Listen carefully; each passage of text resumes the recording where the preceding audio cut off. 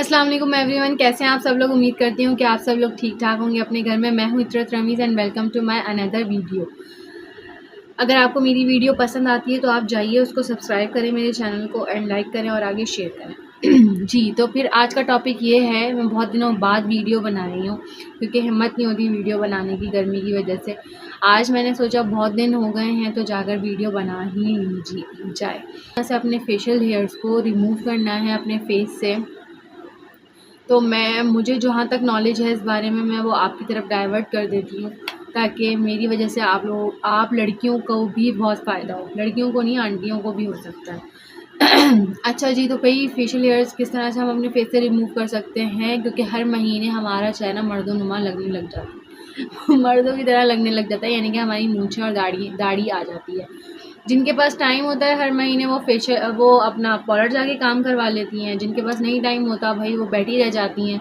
बैठना नहीं है, सोचें कि आप अपने लिए क्या कर सकते हैं। ठीक है, आप अपने लिए खुद ही सोचेंगे, कोई आपके लिए आके सोचेगा नहीं। आपके पास टाइम नहीं है कोई मसला नहीं है, लेकिन आप अपने लिए टाइम निकाल सकती हैं, घर में ही कर सकती हैं, अपने आप को खूबसूरत बना सकती हैं। क्या कर सकती हैं, अपने आप को खूबसूरत ही बना सकती हैं। अच्छा जी, तो अपने टॉपिक की तरफ आते हैं वापस से।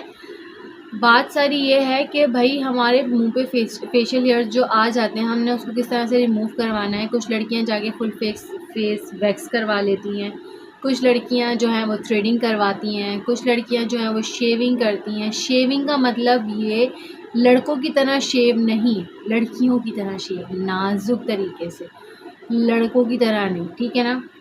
और लेज़र करवाती हैं। अब लेज़र जो है इन तीनों प्रोसेस से हट के बहुत ज़्यादा एक्सपेंसिव प्रोसेस है, इसलिए हर कोई नहीं करवा सकता।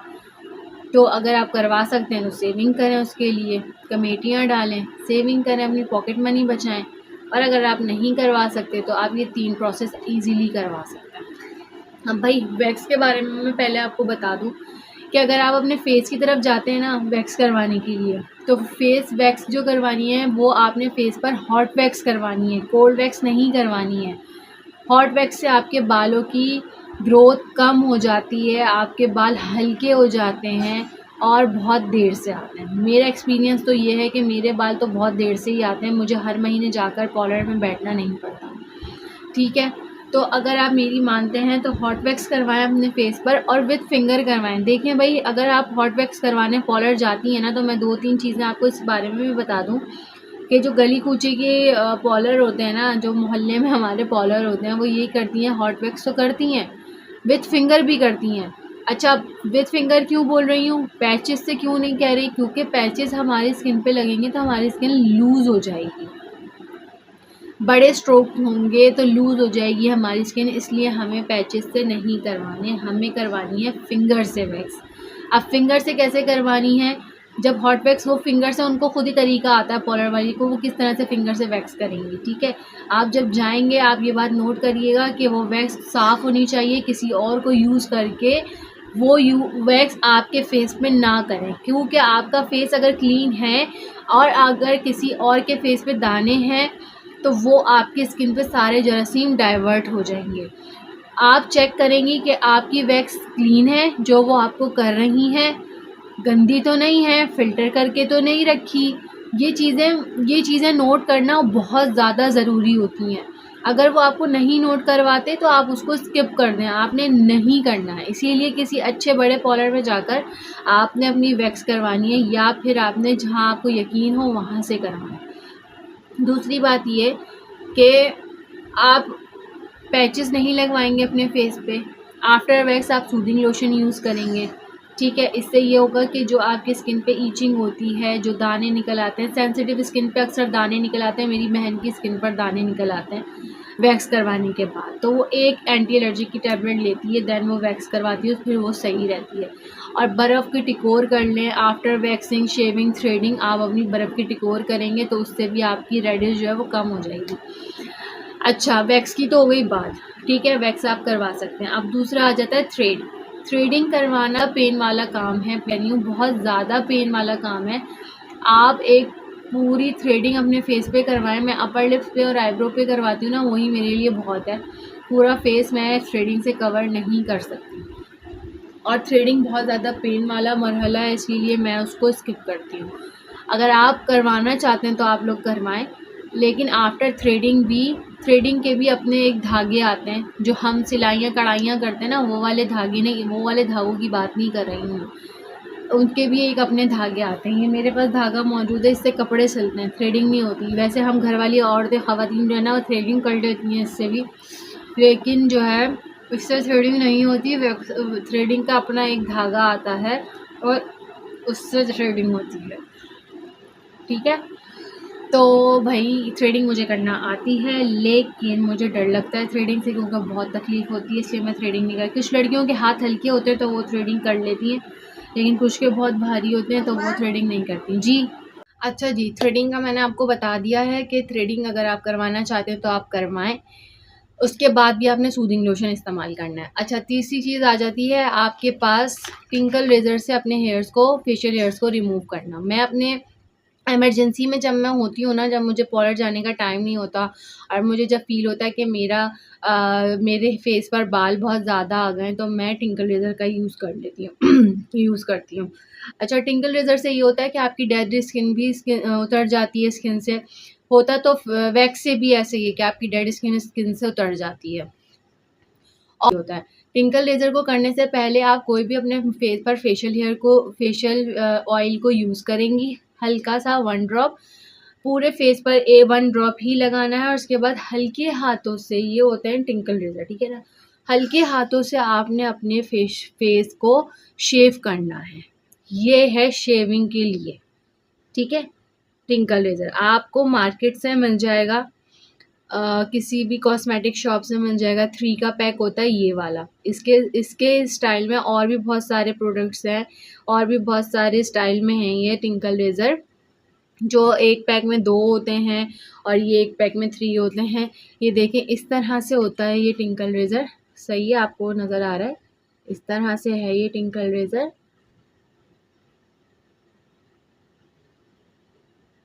ये टिंकल रेज़र जो है ना, आपको किसी भी मार्केट से मिल जाएगा, नहीं तो आप दराज से मंगा लें, और चीप कॉस्ट है इसकी बहुत ज़्यादा। जब आप इसको अपने फेस पे यूज़ कर लेंगे ना, तो आप किसी और को घर में यूज़ नहीं करवाएंगे, ठीक है ना। क्योंकि देखें, ये चीज़ें होती हैं ना अपनी पर्सनल हाइट, ये आपकी पर्सनल चीज़ें होती हैं। पर्सनल चीज़ आप किसी को नहीं दे सकते।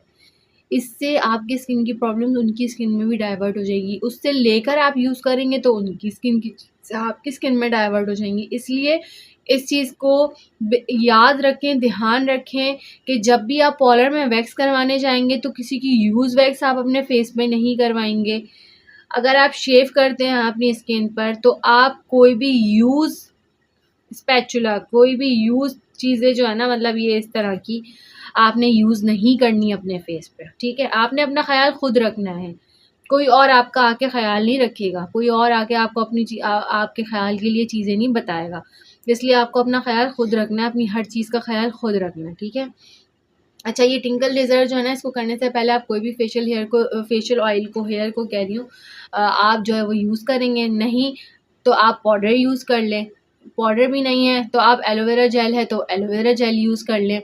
उसको करके आपने, जिस तरह के आपके हेयर्स हैं ना, जैसे अब मेरे तो नहीं है क्योंकि मैं रिमूव कर चुकी हूँ, तो आपने हल्के हाथों से ना अपने फेस को इस तरह से शेव करना, बिल्कुल हल्के हाथों से करना है। अगर जहाँ आपने इसको ज़ोर से प्रेस किया ना, आपकी स्किन के ना सत्यानाश हो जाना, आप शक्ल दिखाने के लायक नहीं रहेंगे फिर कहीं भी, ये समझ लें मेरी बात। इसीलिए हर चीज़ को एहतियात से यूज़ करना है और बच्चों की पहुँच से दूर रखना है। इसके ऊपर कवर आता है, इस तरह से ये कवर यूज़ करते हैं, इसको लगाना है और इसको किसी अच्छी जगह पर, ऊँची जगह पर रख देना है। जिस घर में बच्चे हैं, मेरे घर में बच्चे ना, इसलिए मैं आपको बता रही हूँ, किसी ऊँची जगह पर आपको सेव करके रख देना है। जब आप इसको अपने फेस पर यूज़ कर लेंगे ना, इसको फिर वाइप ऑफ करना है किसी भी वाइप से, ठीक है। और एंटीसेप्टिक वाइप्स होती हैं बच्चों की, तो वो वाली वाइप्स आपने यूज़ करनी है, इसको साफ़ करके रख देना है। जब आपको दोबारा यूज़ करना है, फिर आपने इसको वाइप से साफ़ किया, फिर अपने फेस पे कर लिया। अच्छा जी, तो ये हो गया ही मेरी टिंकल रेज़र की बात। आपने जब आप आपके फेस पर जब फेशियल हेयर्स आ जाते हैं ना, तो आपका फेस आपको बहुत बुरा लगने लग जाता है। काला हो जाता है, रंग डल लगने लगता है, मेकअप नहीं होता उस पे अच्छा, बालों में फाउंडेशन जो है वो अजीब सी फील हो रही होती है। तो हमेशा अपनी स्किन का ख़्याल रखें और फेशियल हेयर्स को रिमूव कराएं। किसी की ग्रोथ बहुत ज़्यादा होती है फेशियल हेयर की, किसी की बहुत कम होती है। जब आप वाइटामिन लेते हैं ना हेयर्स वगैरह के, तो वो आपके फेस पर भी निकलते हैं बाल, सिर्फ सर में नहीं निकलते, बाल मुँह पे भी निकलते हैं। ये भी सुन लें, मैं ये भी बता रही हूँ कि आपके बाल जो है ना वो आपके फेस पे भी निकलते हैं, और जब आप वैक्स करवाएँगे ना तो आपको पता जाएगा कितने बाल आपके मुँह पे निकले। आप दुआ माँगेंगे ये बाल ना हमारे सर पे निकल जाते हैं अल्लाह ताला, क्योंकि हम तो टैबलेट्स ले ही इसीलिए लिए रहे हैं हेयर्स की कि हमारे सर पे बाल निकले, ये तो हमारे चेहरे पे निकल रहे हैं। अच्छा, जिस तरह की बालों की डायरेक्शन होंगी ना, उसी स्टाइल में, उसी डायरेक्शन में अगर आप करेंगे ना, तो आपके कभी भी ग्रे कवरेज नहीं होगी, यानी कि ग्रे एरिया नहीं होगा। कुछ को शिकायत होगी इस बात की कि अगर हम ये सब चीज़ें यूज़ करते हैं तो हमारा ग्रे होने लग जाता है। अगर अपर लिप्स के बाल यूँ हैं तो उनको यूँ ही करना है, यूँ करेंगे तो वो ग्रे लगने लग जाएंगे, क्योंकि वो क्या होगा, ये बाल तोड़ेगा, आधे बालों को तोड़ देगा ये। जब आप उल्टा करेंगे ना, आधे बालों को तोड़ेगा, तो वो फिर जो छोटे-छोटे बाल होंगे ना, वो आपकी स्किन को ग्रे करना शुरू कर देंगे। इसलिए आपने क्या करना है, इस डायरेक्शन में करना है ताकि आपके बाल पूरे उतरें और आपको ग्रे ना फ़ील हो, ठीक है? अगर आपको मेरी वीडियो पसंद आई हो तो मेरे चैनल को सब्सक्राइब करें, लाइक करें और आगे शेयर करें। अल्लाह हाफ़िज़।